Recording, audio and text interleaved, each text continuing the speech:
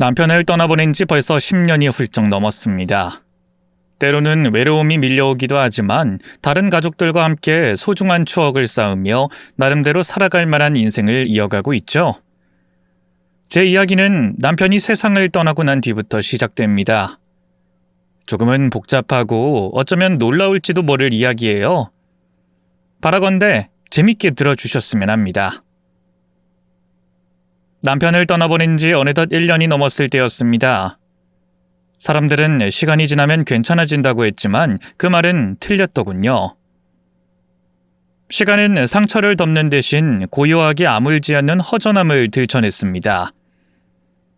아침에 눈을 떠도 인사할 사람이 없고 저녁을 차려도 함께 앉을 사람이 없다는 건 생각보다 큰일이었죠. 그러던 어느 날 저녁, 자취하는 아들이 찾아와 주방 식탁에 앉더니 묘하게 조심스러운 얼굴을 하고 말을 걸었습니다. 식탁 위 국물이 식어가는 동안 아들은 한참을 머뭇거리다 마침내 입을 열었죠. 엄마, 요즘 마음은 좀 어떠세요? 뭐 그럭저럭 버티고 있지 뭐.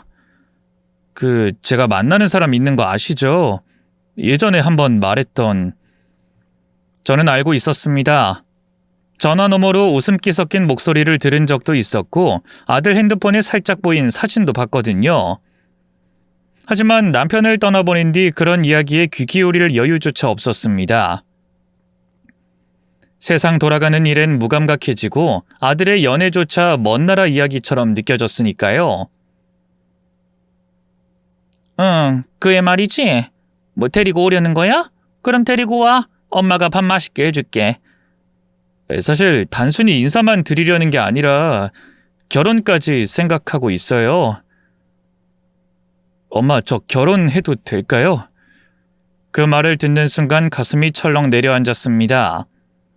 기쁨보다 먼저 떠오른 감정은 미안함이었어요. 혹시 나 때문에 내가 너무 삶에 지쳐있는 모습만 보여줘서 이 아이가 결혼을 미뤄온 건 아닐까 싶었습니다. 그런 생각이 머리를 스치자 얼른 마음을 다잡고 아들의 눈을 똑바로 바라보며 말했죠. 아들, 나 때문에 네 인생 멈출 생각은 하지 마. 이 엄마 이제 정신 차릴 거야. 자꾸 무기력한 모습만 보여서 네가 마음을 졸였나 본데 이젠 안 그럴게. 네가 사랑하는 그 아이 어서 데리고 와. 며느리감인지 아닌지 엄마 눈으로 한번 봐야 하지 않겠니? 아들은 잠깐 눈이 붉어지더니 웃으며 고개를 끄덕였습니다. 고마워요, 엄마. 정말요. 그럼 다음 주에 데려올게요. 분명 마음에 드실 거예요. 여러 번 끓여서인지 국이 조금 짰지만 그날 저녁은 오랜만에 따뜻하게 느껴졌습니다. 빈자리는 여전히 그대로였지만 마음 어딘가엔 아주 작은 불빛 하나가 켜졌던 날이었어요. 일주일 뒤, 아들은 결혼하고 싶은 여자라며 한 사람을 데리고 왔습니다.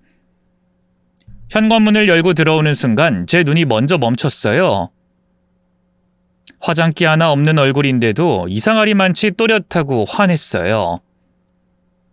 단아하고 정갈한 인상에 어딘가 순수한 눈빛까지 첫인상부터 이 아이는 누가 봐도 마음에 들어 하겠구나 싶었습니다. 어서 와요. 어머님 처음 뵙겠습니다. 초대해 주셔서 감사합니다. 아유, 감사하긴요. 오히려 너무 늦게 불러서 미안하죠. 그런데 내 아들이랑 결혼하기로 했다면서요? 네, 어머님. 근데 저기 혹시 말씀 편히 놓아주시면 안 될까요? 어머, 불편했구나. 그럼 그래야지. 아유, 아가씨 참 예쁘네. 우리 아들이 반할만 하네. 왜 그렇게 결혼하고 싶어 했는지 단번에 알겠어. 거의 입을 떼지 않고 지내던 제 입에서 말이 절로 풀렸습니다. 처음 만났는데도 어쩐지 낯설지 않았고 오래전부터 알고 지낸 사람처럼 편안했죠. 아들이 고작 1년 만에 결혼을 결심한 이유도 그 자리에서 단번에 이해가 됐습니다. 저희 세 사람은 함께 식탁에 둘러앉아 저녁을 먹었습니다. 과하지 않게 또 무겁지 않게 그저 마음 나누듯 이야기를 건넸어요. 둘이 어떻게 만났는지, 서로를 어떻게 바라보는지, 그리고 앞으로 어떤 미래를 꿈꾸는지를 들었죠. 그 모습이 어찌나 다정하고 진지하던지 정말 천생연분이라는 말이 절로 떠올랐습니다. 그 누구도 이 둘을 갈라놓을 순 없겠구나 싶은 확신이 스며들더군요. 그래서 말했어요. 난 더 묻지 않을게. 내 눈엔 이미 다 보이니까. 상견례 날짜나 얼른 잡자꾸나. 그날 밤, 세 식구였던 저희 집에 처음으로 가족이 하나 더 생긴다는 실감이 가득했습니다. 하늘에 있는 남편에겐 미안하지만 그이가 잠시도 생각나지 않는 그런 날이었어요. 몇 주 뒤, 상견례는 말 그대로 더없이 원만하고 즐겁게 치러졌고 결혼식도 그야말로 멋지고 아름다웠습니다. 두 사람이 서로를 바라보는 눈빛만으로도 하객들 모두가 입을 모아 말했죠. 아우, 저 부부는 정말 오래도록 잘 살겠구나. 저는 결혼 선물로 아들 부부에게 새 아파트를 해주려고 마음을 먹었습니다. 처음엔 교통 좋고 번화한 곳에 자리한 신축 아파트를 알아봤죠. 직장도 가까웠고 신혼 분위기를 즐기기에도 딱 좋을 듯 했거든요. 그런데 그 이야기를 꺼내자 며느리가 눈을 동그랗게 뜨고는 손사래를 쳤습니다. 어머님, 저 그런 데 싫어요. 전 어머님이랑 가까이 살고 싶어요. 가끔 김치도 얻어먹고 밥도 같이 먹고 아플 땐 기댈 수 있고 그런 삶이 좋단 말이에요. 그 말이 어찌나 순수하고 따뜻하던지 괜스레 웃음이 났습니다. 그래서 결국 저는 번화한 아파트 대신 제 집 근처에 작은 아파트 한 채를 신혼집으로 마련해줬죠. 창문을 열면 살짝 보이는 거리. 가깝되 간섭은 하지 않을 만큼의 거리였죠.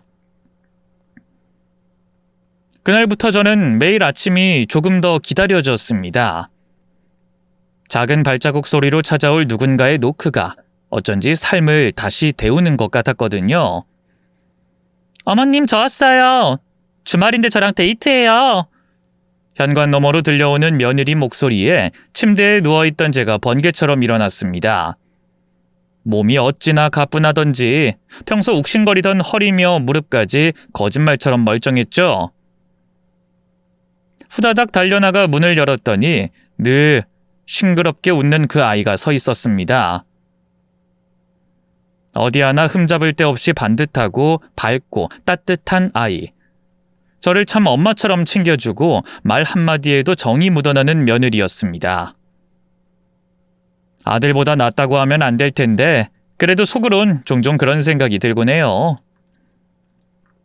그만큼 고맙고 사랑스러운 존재가 생긴 거죠. 그 아이가 우리 집에 들어온 뒤로 제 삶도 바뀌었습니다. 무채색 같던 하루들이 색을 입고 불 꺼진 집안에도 햇살이 머무는 기분이랄까요. 밝고 희망차고 기대되는 날들이 늘어났어요. 결혼한 아들 부부에게 바라는 게 없다, 입으론 그렇게 말해왔지만 사실 마음 한구석엔 조그마한 바람이 자라고 있었습니다. 손주가 있으면 얼마나 좋을까. 예전엔 친구들이 손주 자랑에 빠져 사는 걸 보며 왜 저리들 보채나 싶었는데 막상 며느리가 생기고 나니 저도 그 마음 알겠더라고요. 그런 말을 대놓고 꺼내긴 쑥스러웠지만 마침 외식 자리에서 자연스러운 타이밍이 찾아왔습니다. 어머, 저기 애기 좀 봐라. 세상에, 저 입술 좀 봐. 완전 인형이 따로 없네. 어머님 진짜 귀엽네요. 완전 사랑스러워요. 그래? 그럼 너도 하나 낳으면 되지 않겠냐? 결혼한 지 반년 넘었으니 슬슬 아이 생각해 볼 때도 되지 않았니? 물론 내가 섣불리 말한 거라면 미안하구나. 쓱 건넨 말이었는데 며느린 미소를 지으며 고개를 끄덕였어요. 어머님 미안하긴요. 저랑 오빠도 같은 마음이에요. 저희도 아이 갖고 싶어서 노력 중이에요. 조금만 기다려주세요. 예쁜 손주 꼭 안겨드릴게요. 그 말을 듣는데 어쩐지 눈가가 시큰해지더라고요. 그래, 알아서들 잘하고 있었구나. 그럼 나중에 꼭 저기 애기만큼 귀엽고, 아니 너 닮은 아이 낳거라. 널 닮았다면 분명 엄청 사랑스러울 거야. 내 마음은 벌써부터 콩닥콩닥하네. 그렇게 작은 소원이 이루어진다면 제 인생도 더는 바랄 게 없겠다 싶었습니다. 매일 아침을 설렘으로 시작했고 누군가의 작은 울음소리가 이 집에 들려올 날을 조심스레 꿈꾸며 살아갔죠. 그런데 계절이 또 한 번 바뀌고 반년이 지나도록 아이 소식은 들려오지 않았습니다. 속이 타들어가는 마음이 없었다면 거짓말이겠지만 행여나 며느리가 부담을 느낄까봐 언제쯤 아기 가질 거니 그 흔한 말 한마디조차 입 밖으로 꺼내지 않았습니다. 며느리는 여전히 싱그럽고 다정했으며 주말이면 어머님 저랑 데이트해요 하며 문을 두드렸고 밥을 하다 힘들어 보이면 제 손에서 국자를 빼앗아 직접 주방에 서기도 했습니다. 우린 함께 장도 보고 드라마도 보고 때론 같은 찜질방에서 등을 밀어주기도 했죠. 고부 사이란 말이 무색할 만큼 며느린 저에게 진짜 딸처럼 다가와 있었습니다. 아이 소식이 없어도 그 자체로도 저는 충분히 행복했습니다. 그 기다림이 언젠간 결실로 이어질 거라는 믿음이 있었고 지금 이 고요한 평화가 무엇보다 소중했거든요. 아들 부부가 결혼한 지 어느덧 1년하고 3개월. 그 사이 우리는 별탈 없이 꽤나 다정하게, 꽤나 즐겁게 지내왔습니다. 며느리는 여전히 밝고 싹싹했고 아들은 그 미소에 젖어 한결 부드러워졌죠. 저도 손주 소식만 기다리며 더는 바랄 게 없다고 생각했습니다. 하지만 그 평화가 조용히, 아주 서서히 금이 가기 시작했습니다. 어느 순간부터 며느리가 절 찾아오지 않더군요. 요즘엔 바쁜가 보다, 피곤한가 보다 하며 넘겼지만 이상하게도 며칠, 몇 주가 지나도 아무 소식이 없었습니다. 신혼집에 한번 찾아가 봤더니 아들은 혼자 라면을 끓이고 있더군요. 익숙한 듯 손놀림도 서툴지 않았습니다. 그 모습을 보는 순간 뭔가 알 수 없는 서운함이 밀려왔어요. 네 처는 어디 갔길래 또 혼자 라면이냐? 엄마, 집사람이 요즘 몸이 약해져서 운동 다녀요. 하는 일도 없는 애가 남편 밥은 차려주고 운동하면 덧나니? 요즘 헛바람이라도 든 것 같구나. 그런 거 아니에요. 진짜 몸이 안 좋아서 그런다니까요. 아들은 며느리를 감쌌지만 제 속은 점점 타들어갔습니다. 며느리가 저에게 며느리 노릇을 하지 않는 건 괜찮았어요. 하지만 집에서 살림만 하던 아이가 남편 밥조차 챙기지 않는다는 건 이해하기 힘들었습니다. 그렇게 며느리에 대한 마음이 조용히 식어갈 쯤 하루 나를 잡아 마음먹었습니다. 그동안 참고 넘겼던 말들을 단단히 꺼내야겠다고요. 하지만 전화를 걸어도 받지 않고 답장이 없는 날들이 계속되자 결국 경고장처럼 문자를 보냈습니다. 내일 무조건 우리 집에 들러라. 더 이상 이대로 넘어가지 않겠다. 답장도 없이 무시한다면 CM인 내가 가만히 있지 않을 거다. 그렇게 문자를 보내자 그날 밤 늦은 시간 초인종이 울리더군요. 현관 앞에 선 며느리는 처음 만났던 그 단아하고 환한 얼굴이 아닌 어딘가 많이 수척하고 지친 눈빛으로 저를 바라보고 있었습니다. 어머님 부르셨어요? 문자 보고 바로 왔습니다. 문 앞에 선 며느리는 한눈에 봐도 초췌하고 지쳐 보였습니다. 하지만 제 안엔 이미 실망과 분노가 켜켜이 쌓여 있었습니다. 참을 만큼 참았고 말하지 않은 만큼 말해야겠다는 생각뿐이었죠. 그래, 너 도대체 뭐 하는 애니? 집에서 살림만 난다는 애가 뭐가 그렇게 바빠서 남편 밥 한 끼도 제대로 못 챙겨? 한두 번도 아니고 이게 도대체 몇 번째야? 며느린 눈을 피하며 조용히 대답했습니다. 죄송해요. 제가 요즘 몸도 마음도 많이 약해져서요. 운동도 하고 명상하면서 지내고 있어요. 명상? 네 남편 밥도 안 챙기고 명상을 한다고? 그 시간에 반찬 하나라도 더 만들 생각은 안 해봤니? 아니 신혼 초에는 싹싹하게 굴더니 이제 와서 놀자 판이니? 솔직히 너한테 실망이다. 제 말은 날이 서 있었습니다. 하지만 며느린 조용히 고개를 숙이고 또박또박 말했습니다. 정말 죄송합니다, 어머님. 앞으로는 조심하겠습니다.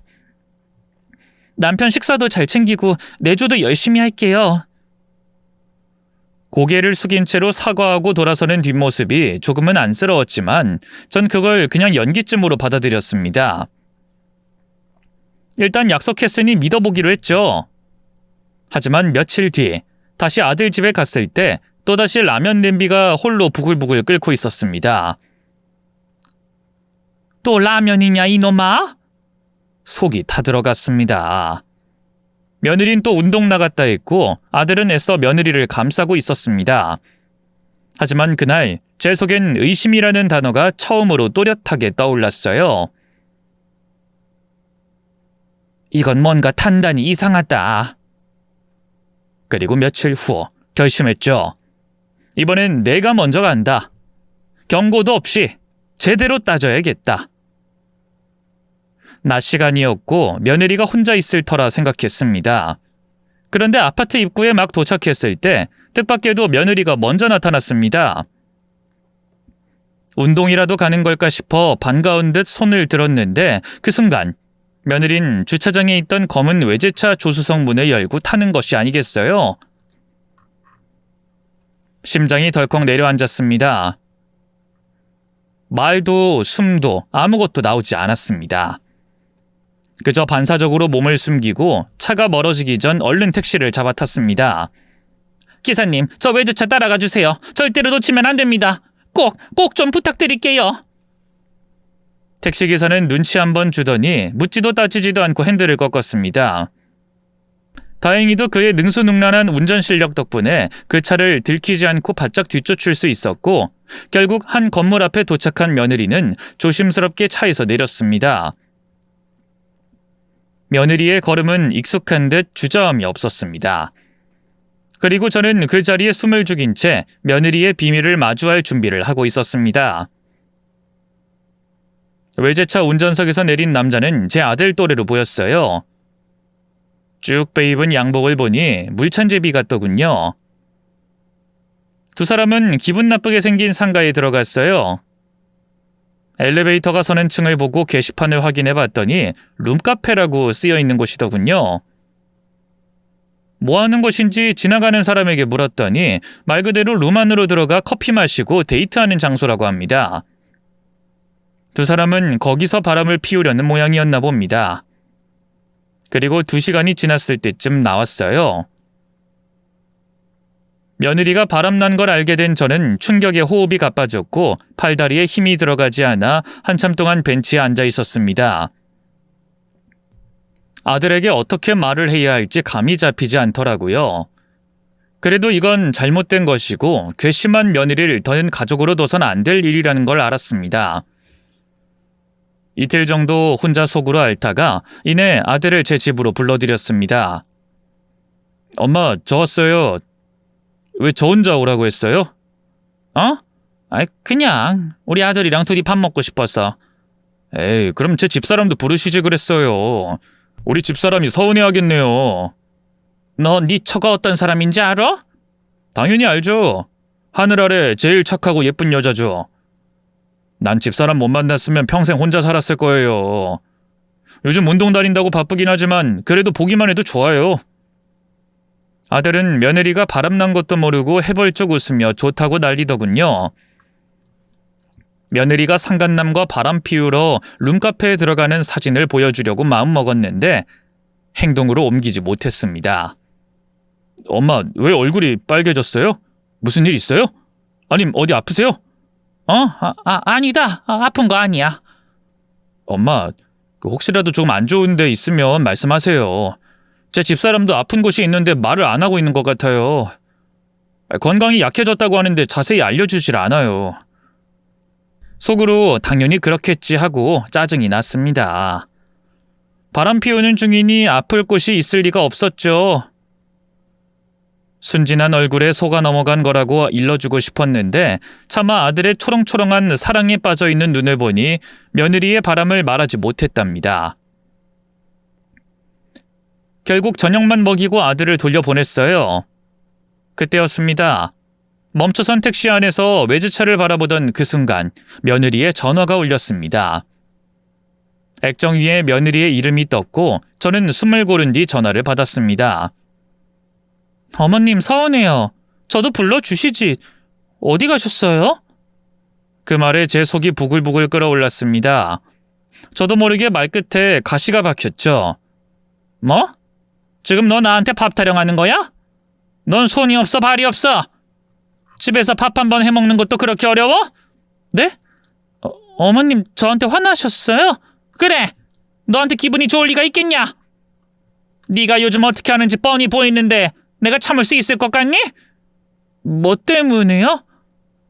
아, 남편 식사요? 저 어머님께 혼난 뒤로 잘하고 있어요.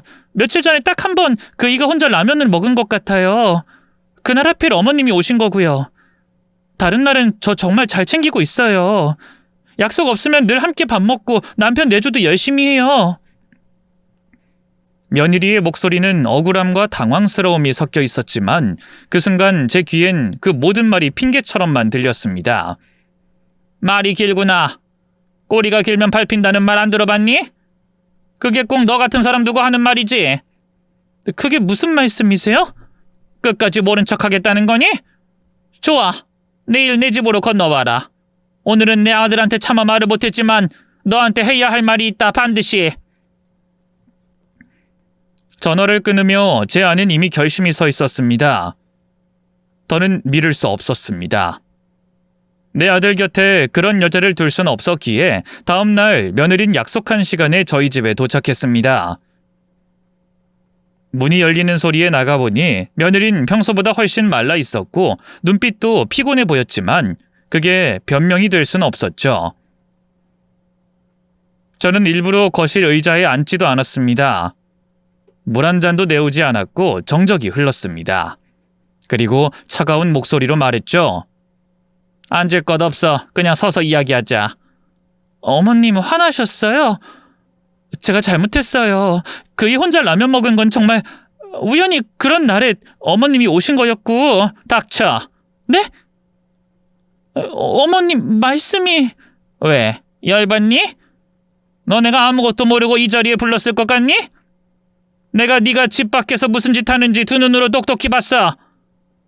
다 보셨어요? 아, 그럼 곤란한데. 사실 어머님과 남편 모르게 조용히 정리하려고 했거든요. 정리? 그 입에서 그런 말이 나와? 내 눈으로 본 이상 이젠 넌 더 이상 내 며느리가 아니야. 내 아들의 아내로 널 두고 볼 수 없어.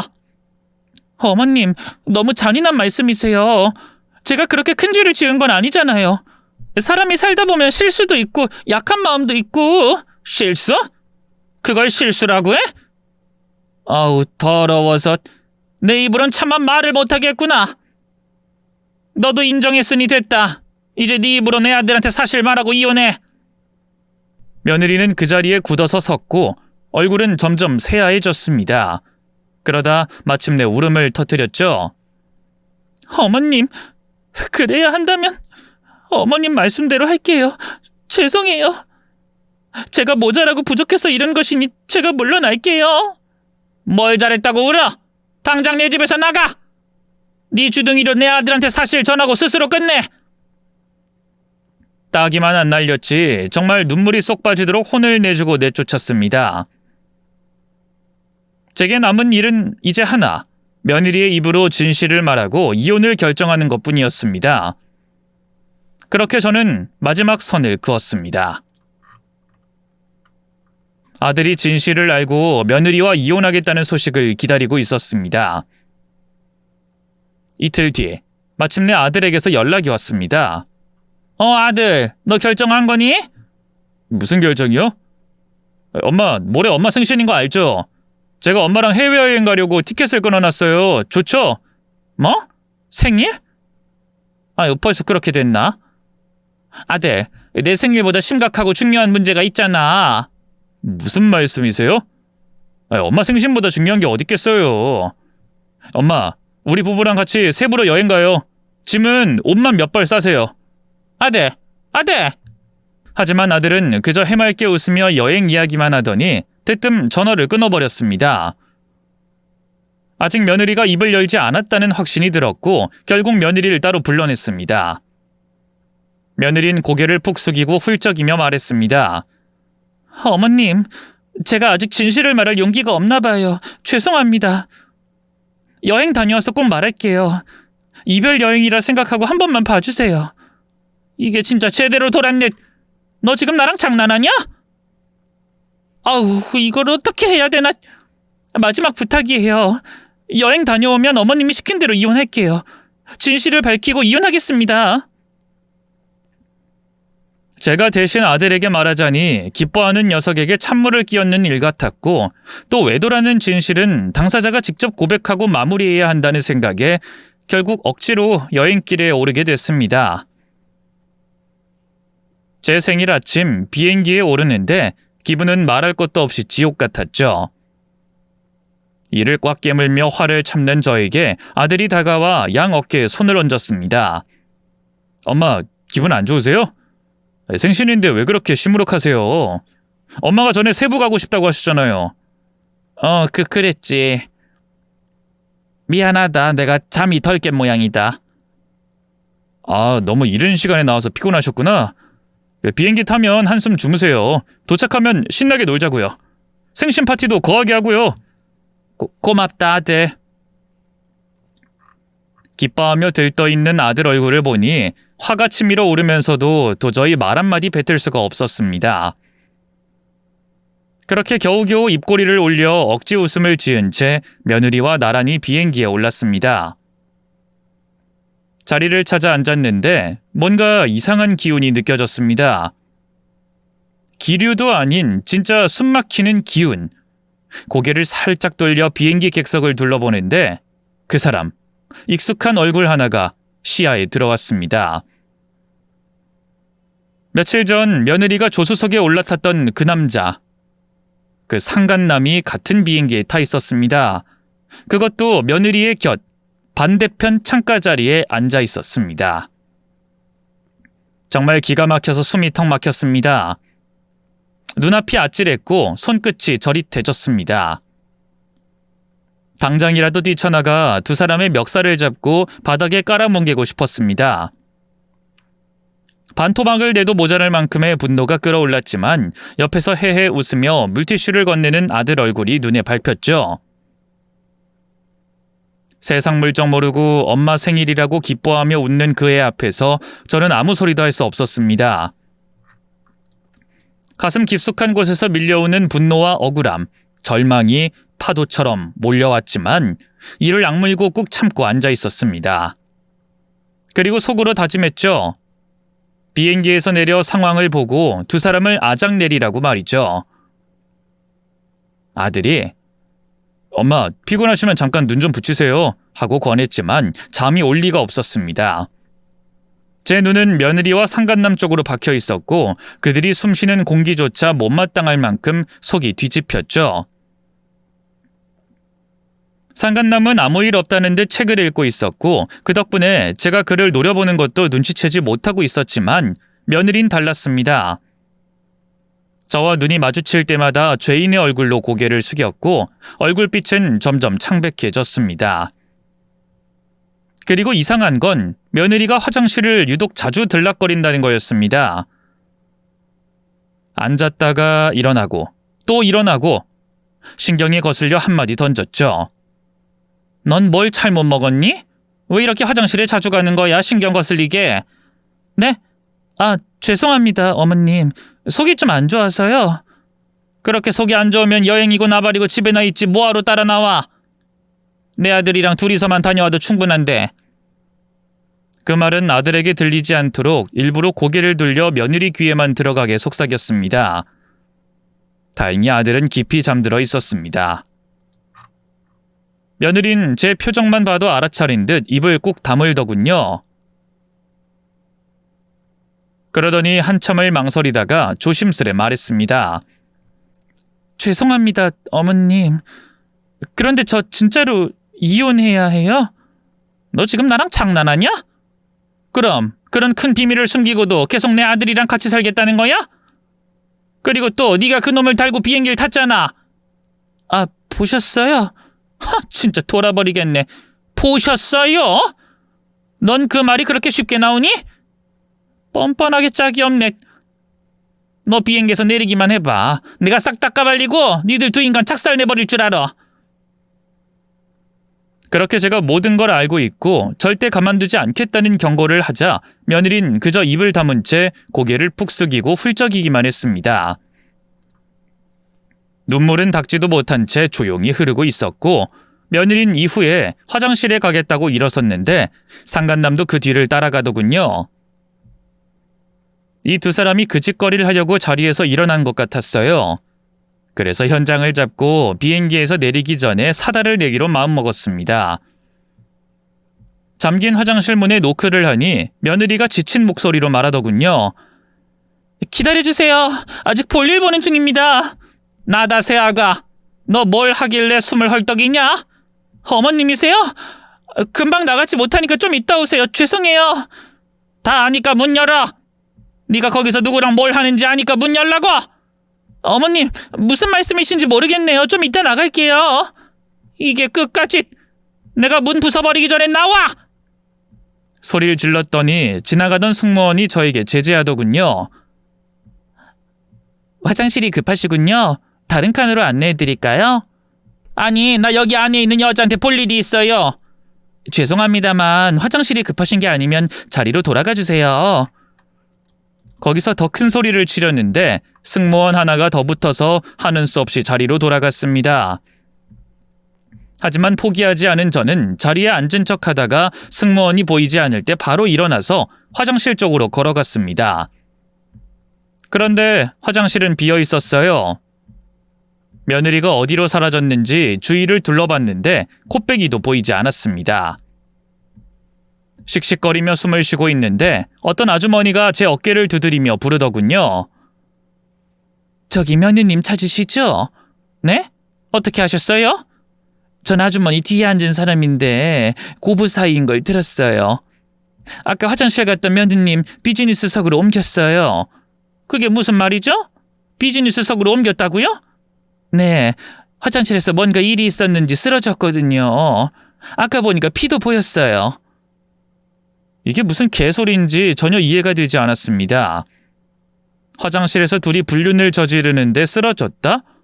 정말 기가 막힐 일이었습니다. 잠시 아들 쪽을 봤더니 쿨쿨 자고 있더군요. 그래서 비행기 앞쪽으로 이동하기 시작했어요. 승무원이 제지하길래 제 며느리를 찾는다고 말하니 안내해 주더군요. 비즈니스석으로 왜 옮겼는지, 거기서 상간남과 둘이 뭘 하고 있는지 눈으로 확인할 생각에 온몸에 소름이 돋았습니다. 이윽고 비즈니스석까지 왔더니 며느리와 상간남이 보였습니다. 며느리는 끙끙 앓으며 식은땀을 줄줄 흘리고 있었고 그 남자는 다급하게 약을 먹이고 며느리의 팔과 다리를 주무르고 있었습니다. 야, 이 더러운 것들아! 비행기 안에서도 그 짓을 못 참고 처하는 거냐? 상간남이 고개를 들고 당황한 표정으로 말했습니다. 저기 사돈어른 맞으시죠? 저 경훈이 사촌 오빠입니다. 결혼식 때 인사드렸는데요. 사촌 오빠? 하! 이게 무슨 개수작이야. 당신 내 며느리랑 바람난 놈이잖아. 바람이요? 사돈어른 뭔가 큰 오해가 있으신 것 같은데요. 뭐가 어떻게 돌아가는 건지 그 대답은 며느리 입에서 나와야 했습니다. 식은땀으로 축축하게 젖은 며느리의 어깨를 툭 치며 따졌습니다. 해명을 하든 변명을 하든 당장 무슨 말이라도 해봐라. 어머님 여기까지 오셨네요. 금방 돌아가려고 했어요. 돌아가긴 어딜 돌아가? 너희 상간남이랑 화장실에서 무슨 짓 했어? 그리고 얘가 사촌 오빠라고? 개뿔 같은 소리 집어쳐. 내가 눈뜬 장님이냐? 상간남이요? 어머님 진짜 무슨 말씀하시는 거예요? 이분은 제 사촌 오빠예요. 제가 몸이 안 좋아서 걱정돼서 같이 여행하자고 했던 거예요. 몸이 아파? 어머님, 다 알고 계신 줄 알았어요. 제가 아파서 그래서 이혼하라고 하신 거 아닌가요? 큰 비밀을 아셨다고 하셨잖아요. 남편한테 말 못했는데 어머님이 그걸 아신 줄 알고 그래서 저 끊어내라고 하신 줄... 그 순간 멘붕이 와서 다리에 힘이 풀렸습니다. 그대로 바닥에 털썩 주저앉아 버렸죠. 그럼 너 바람난 게 아니었어?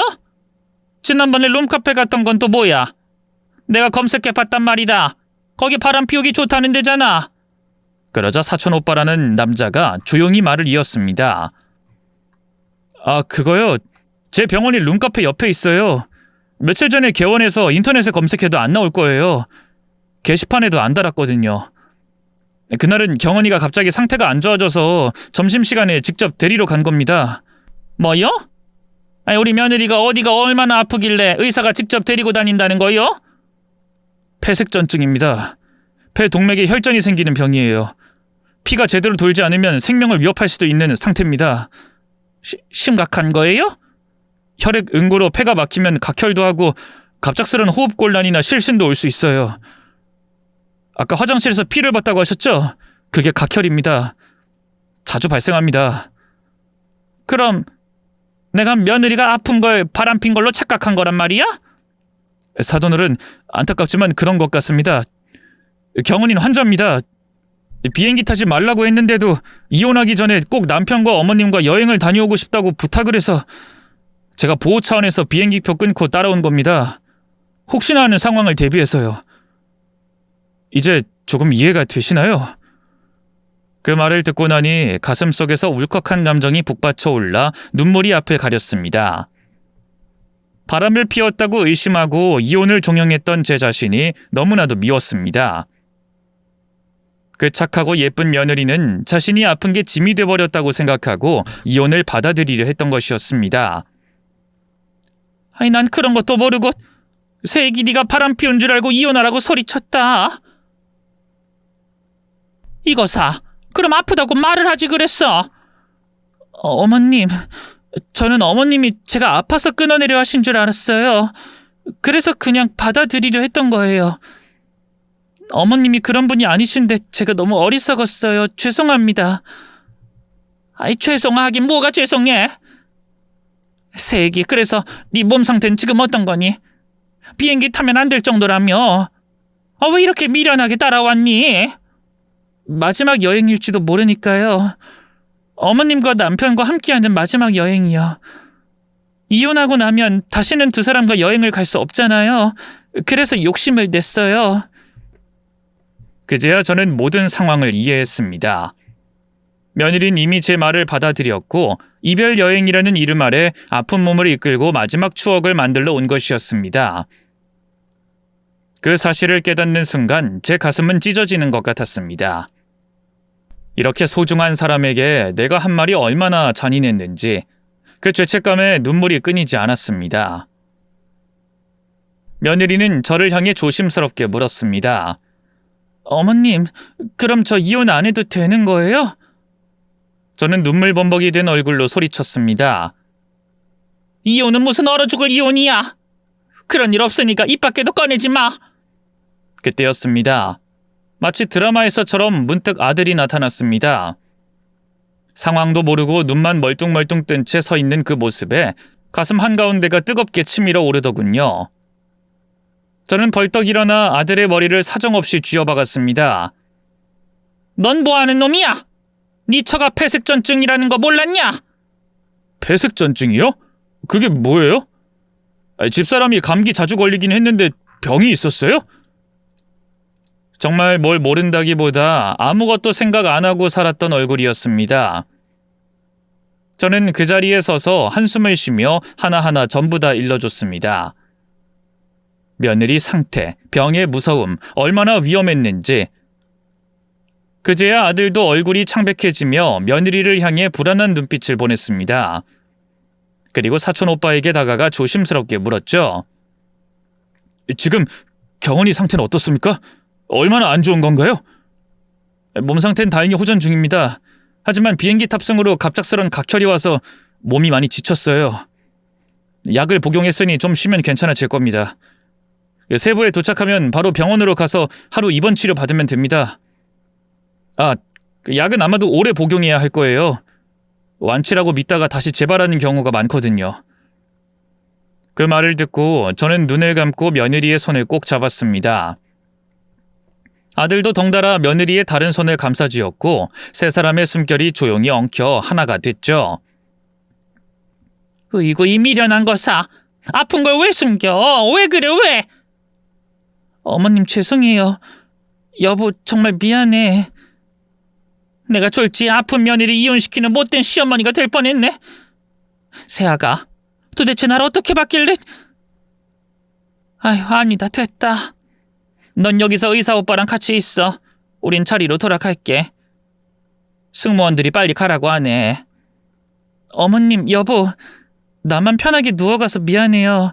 이따 세부 도착해서 봐요. 그렇게 저와 아들은 자리를 떠났고 며느린 조용히 비즈니스석에 누운 채 쉬었습니다. 착륙할 때까지 큰 문제는 없었고 우린 세부에 도착하자마자 병원을 찾았습니다. 다행히 하루 입원 치료만 받고 퇴원할 수 있었죠. 그리고 다음 날 아침 바닷바람이 막 일어나는 시간 며느리가 말했습니다. 어머님, 바닷가로 좀 나갈래요? 병실에만 있으니 너무 답답해요. 그 말에 우리 넷, 저와 아들, 며느리, 그리고 사촌 오빠까지 바닷가로 나갔습니다. 푸른 물결은 끝없이 밀려왔고 하늘은 속이 뻥 뚫릴 만큼 청명했죠.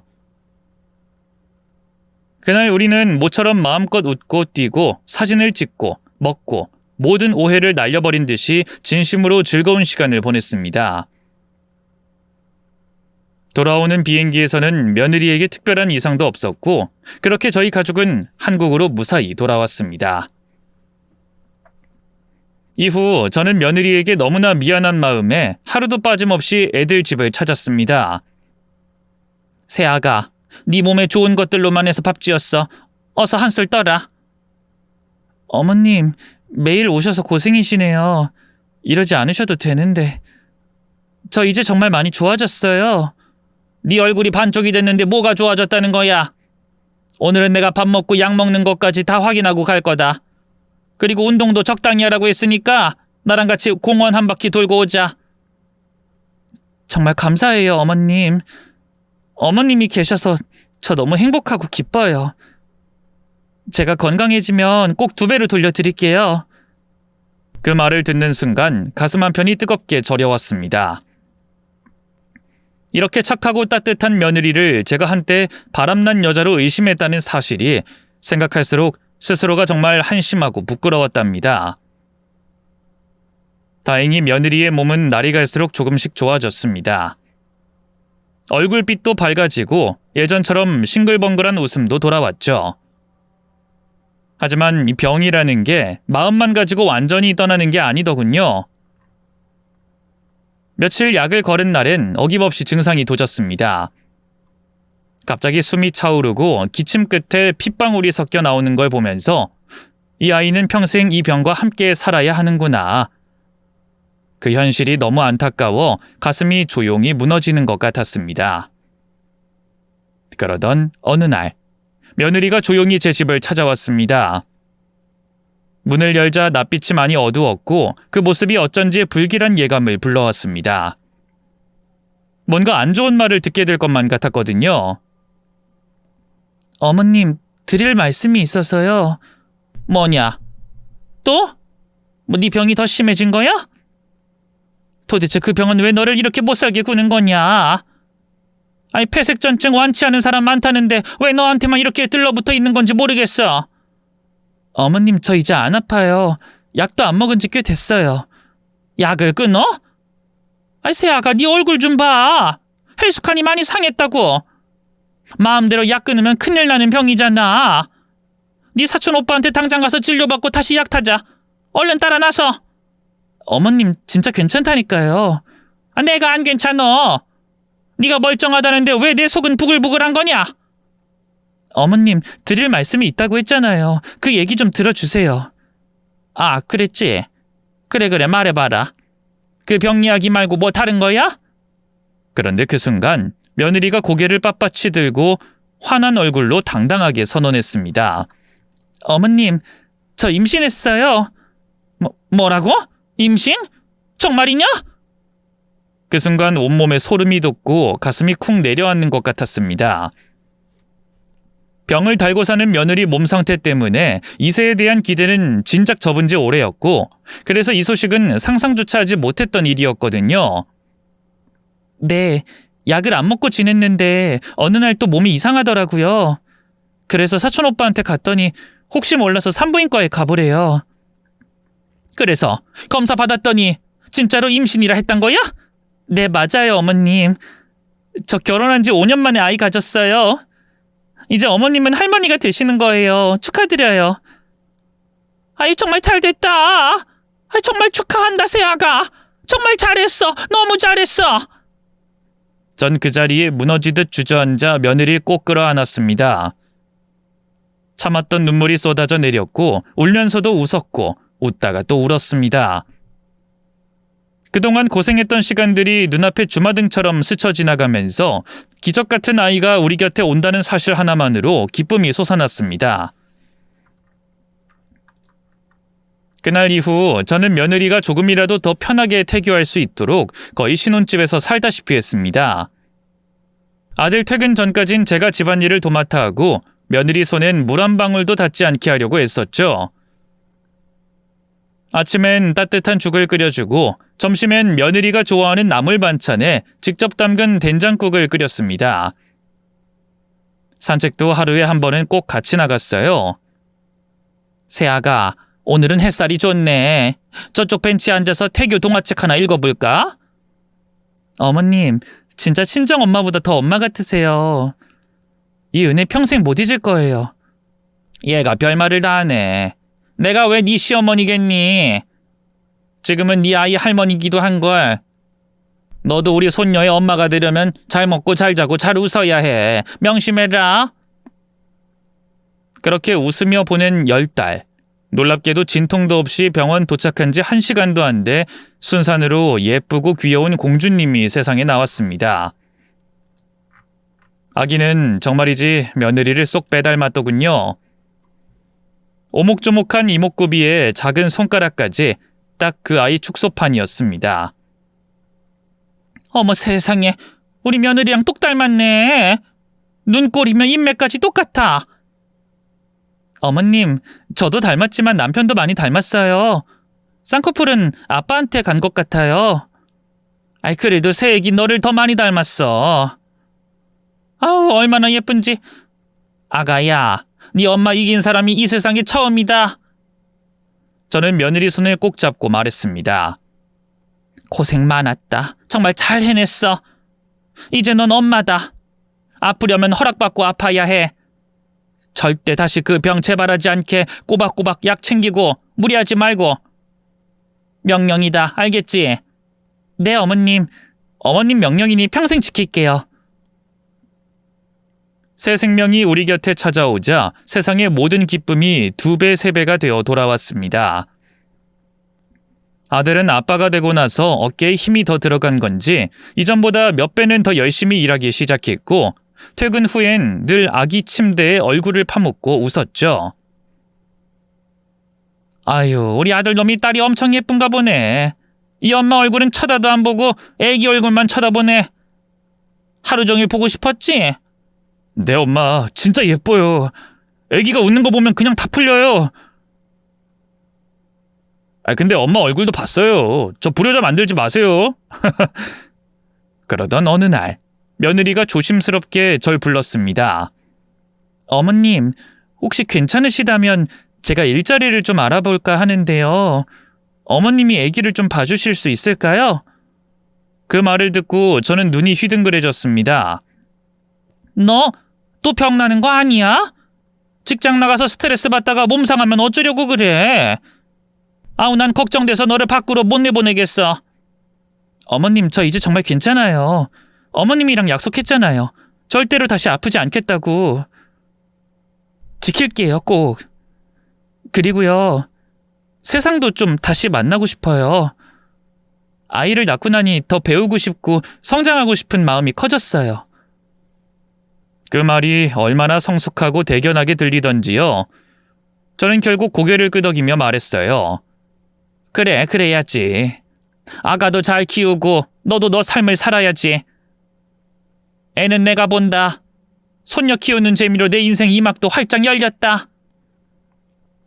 그렇게 해서 저는 엄마에서 할머니로 정식 진급해 기저귀 갈고 이유식 만들고 새벽엔 토닥이며 재우는 하루하루를 살게 되었고 며느린 다시 사회로 나아가 당당히 일하며 더 빛나는 사람이 되어가고 있답니다. 지금 이 글을 쓰는 이 순간에도 제 무릎 위에는 잘 자고 있는 우리 손녀가 코를 골고 있네요.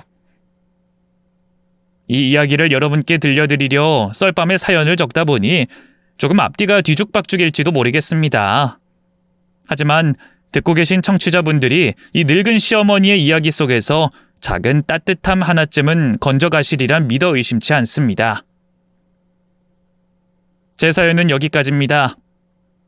여러분, 몸이 재산입니다. 꼭 건강하세요. 그리고 가족에게 오늘 고맙다고, 사랑한다고 말 한마디 건네보세요. 그 말 하나에 인생이 바뀔 수도 있답니다. 감사합니다.